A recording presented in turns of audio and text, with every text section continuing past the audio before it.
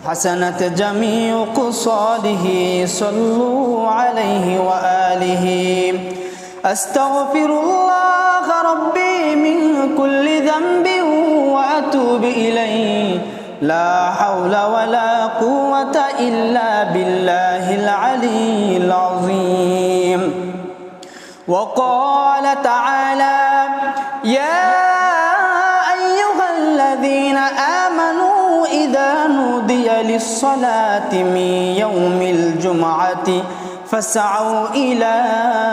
ذكر الله وذروا البيع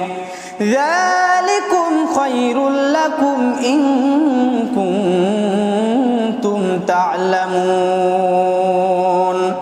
وقال رسول الله صلى الله عليه وسلم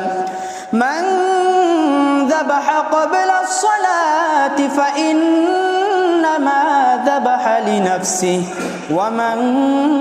ذبح بعد الصلاة فقد تم سنكه وأصاب سنة المسلمين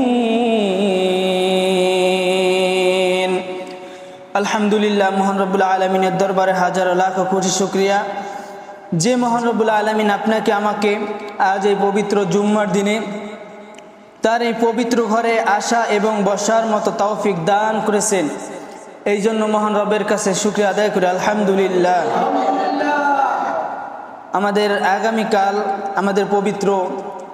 ঈদুল আজহা, এটা আমাদের জন্য অনেক বড় একটা পাওয়া।